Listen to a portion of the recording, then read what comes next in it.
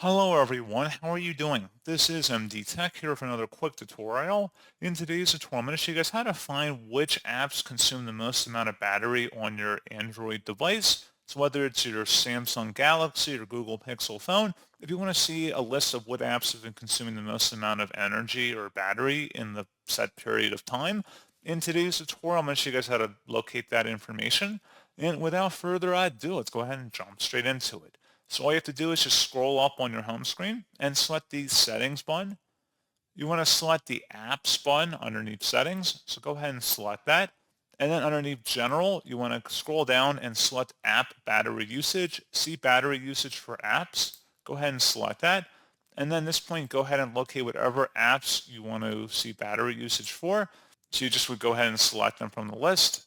And then you would be able to see what their usage is here. I'm in a virtualized environment. That's why it's not showing me to me here, but you would see it listed here pretty easily. You just would go through the list. So you would see which ones are using the most amount of battery in the set period of time. And you can also view underneath unrestricted, optimized, or restricted apps as well to see what categories maybe are using the most amount of battery. So pretty straightforward process on that, guys. And as always, thank you for watching. I do hope I was able to help you out.